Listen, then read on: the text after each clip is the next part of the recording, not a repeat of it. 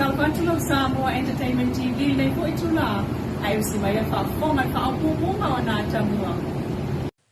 Olo tawfia pele o leo le tavale le sport no van ale tama wala telefitus fuluto sangal matua talu maite semalu olu tolu.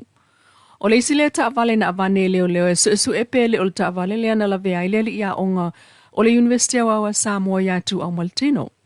O tu au na maliu le solua tasi o apeli le lu olu tasi peitai. Na fatu a avane le sports van le ili silia mare lua tau sanga mulmuliane. Na ta ual tatau pa anga mai tutonu. O le tavale van le o lo tau fia pia leo.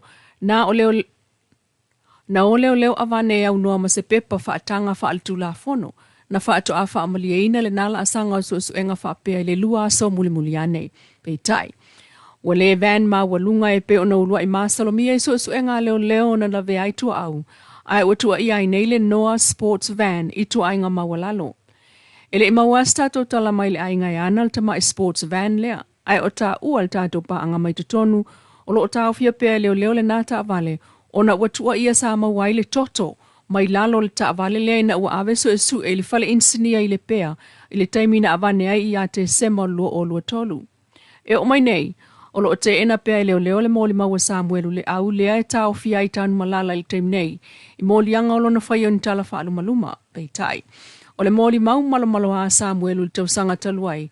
Lea na fuai ona toe langa ane i lunga su engol maliu tu au. O savali ili lua tau sanga o to alia. O le moli mau le na Samuelu o lo tua i ai le Land Cruiser na ia va ai i ai. Pu e ata, ma ave i leo fo lingol fa alavelave ne tupu i le na po. Ma whai ai ele komsina taluai o le nā taimi le whaasalalanga whaalaua i tele ua iail tangata o lo o masalomia i le maliu o tu au. Pei tai o le nā whaalaua i lo al komsina o leo le nā taimi na tue molo au ai au noa mas whaamtalanga. E o mai nei, ele i mawalawa se tala o le susu e ngā tangata whaapitoa mai saina, le ana ta ua atu le whaile le official lawyer Sili talu mai le nā taimi. Ai lua tau sanga mulmuliane, whaalau lua mai ele sunga awa paulongo i Tino Filipo wa umasu e ngā leo, ele e tali tonuina mōli maua Samuelu.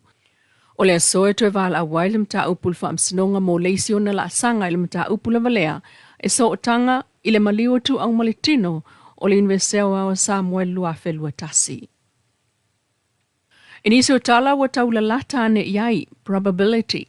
O le upule na matuafina wina malo sielelo ia Samoa i Australia, sa tu mo stasio alo Samoa na molia, ini tua inga olo fa awau o na lauliliwi na pel fa amsinonga fa itu malo i Australia. O le tua inga ilona fa malo si ayo so na fa fine, ma fa naua se pepe wa atol tau sanga, ili taimi fa ato asful valu tau sanga o le a fine na tangi. O le finaunga le lo ia Samoa o lo tu mo le vainga te tee, na ia fa ailo ai lumola na fiongal fa amsino fa amaungal falmai. Mua na fa naule pepe lea teine titi o lo tangi. Ile fale mai, ma ia fa ailo ai i fo mai tausi mai. Le ingoa sana pa anga polangan boyfriend na la mafuta ilea taimi e fa apea o le tama mo ilea o le pepe. Peita ia lua ai maftanga ma le boyfriend fa ale tonu ma te ai. Ai mapuna mai loa ma le tua inga fo e fa apea o lana pepe. E le o sona tama le boyfriend na la mafuta. Ai olona tama moni lava na toe wha amalo sia o ia mama waila na tamateine. Lua, ili wha atino ina ayo so nga wha scientist il mtanga ruengo leo Australia le DNA test. E wha o ngā aile wha o le pepe o le tina amalona tama moi po le grandfather o le pepe o toe tua ia. Mai lea so nga mua. Na wha lea o ngā ina. I lea mau, ina ua maua maile i unga e le tau la lata ane iai pe negative le DNA test. E le fela ta i whaia o ke narebo genes o le tama ua molia ma le pepe ua whanau, lona tolu. Na te ile ua molia le molo a watu o le whai unga iau noa ma se whailo atu ia teia. Ai toi ave ai le mata upula valea. I se isi leo sue ma toi polo ia i e toi whai se isi sue nga wha scientisti. Ile mae a o le na sue nga lona lua. Na wha amaunia mai ai loa le te le o le vala lata. Po le probability o ke narebo genes o le tama ua molia i ke nare o le pepe alona fafine wa whanau. O le fitena ia yo su engal mtanga luengo leo i Australia i le mata upu o se polenga mawalunga leo le loia na tula i mo le ali i Samoa. Ona matua i fasilingia le loia le whaatino ina wha altula fono nei tua inga su enga. Ma mawai E le imulmulta ia le whaatunaina whaatula fono le whaatinongo le DNA test lo na lua, ma le mautali ai le tamaita isu e whaapitoa, na whaatula ia mōli mau ia na susuenga. O le isi vaenga le whina unga lo ian tula i multa ma Samoa, ese tula fono i tono steteo Australia, e le whaatanga ina i e tusa mal tula fono na whaatino le ao ina o whaua, i le isi setete, ai ave i le isi setete su e ai, fua, i le amai ai o susuenga mua, e le whaamaonia, ai toi whaatino le lona lua, ua vāvala lata.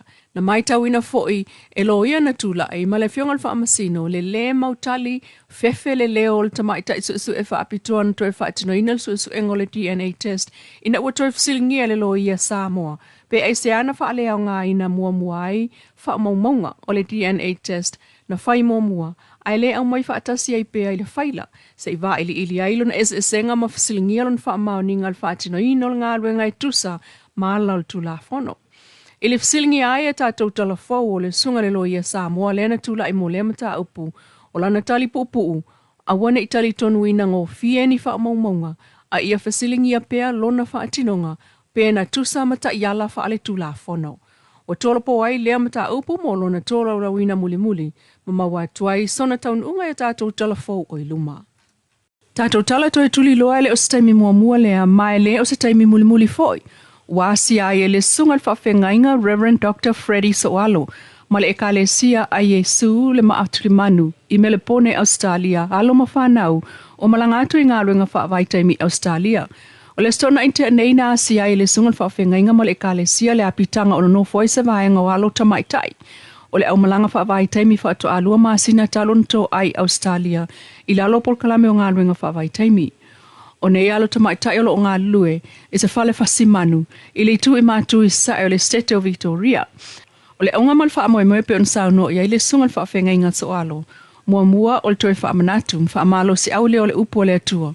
E nei whaataua i alo mawhanau o sao atu i ngā ruenga whaavaitaimi, o le manuia o le tangata o lo oile atua, lona lua. Whaaftai le atua i awano i ngā ruenga whaavaitaimi o lo whaipa anga ai malo e lua i Australia ma Samoa. I le ati na ino te mau ainga o atunu e lua sa ili manuia atu i ai whai ngā ruenga ai i le atunu. O le ofia tu whana wa Samoa i nei awanoa o lo sosan tele whaafita uli o lo whenga iai ma whaatoanga, ma le tele o whale whai ngā ruenga i Australia i le ai, oni tangata whai ngā ruenga i whaatinoa le tele o ngā ruenga manomia. Whailo le sunga Reverend Dr. Freddie Soalo Australia o lo tu maupea lo lato polenga le tu langa le tu tele o lona whaita wā whai. Whailo Reverend Dr. Freddie Soalo o Australia o lo tu maupea lo lato popolenga i tu langa le tu tele o lona whaita wā whai po le population o amata o nanga i atu i le mātu tua ai o tau sanga o le soifua aging population. Whaatu stusa i leo whaingo tupulanga talavou. E whaamoe i ngā ruenga mamafa ma le tele. O le whaita wau whaio i lato ua kolosi le laina o tau sanga i tau wai o na litaya. Wa le toe ngā whatia le toe whaatino ai o ni ngā ruenga tau whai whaatoanga. Whasimanu ngā o sio o loa ma le tele o nisi o ngā ruenga. E whaawa waile atina i ina tamau ainga le economic growth i tono le malo tele o Australia. Wa silia ma le whaatesi ma le tasi miliona tangata. O le tōtelo tangata o amata vave ai ala tō litaya, ili ato ai o le 5 ono o tau sanga o le matua le early retirement, o se lau fast food wafe, tangata wha au popo na litaya lua o, ili au si ai o le ono wha tau sanga o le soifua e tusa ma wha amaumaunga. Rupine wha amaumaunga nei, ua manino ai nisi o mafu anga, e au vasa mau mai ei Australia i Samoa nei manisi o tumoto le Pasifika, Pulenga o whale whai ngā ruenga i tonu Australia, il tau sa ili atu ni tangata whai ngā ruenga, mō lato whale whai ngā ruenga i Australia. Whaeloa fo isfina ngalo le sunga so alo e le o whale whai ngā ruenga umai to tonu Australia, o lo le leile wa ai au tangata whai ngā ruenga mai Samoa, o lo malanga atu i ngā ruenga whaavai taimi o le ala lea, o lato wa sa ai mai lai fia, o ala tele vave wia, Whaata si ai mau whai ngā ruenga tofia le tua i whale tua, no whaato o le tino ki riso. E wha awaule la tau misi o Nafsosani le Outreach Mission, mo alo o Samoa. Ai o se sao fo ilia i tapua ingai sunga i whaafia ngai so se whata. Ai o mātua a inga ma le tunu pele o Samoa o lo tau whaita talo, mo le saonga le mumal manuia o ana tama whanau. Sau no Reverend Soalo i tātou talafou e whaile tino le alofa. O la le apostolo Paulo le kale se kolonito, a whai o te tautala ngana tangata ma angelu a leise alofa o tātou lava o sume palo tangitangi.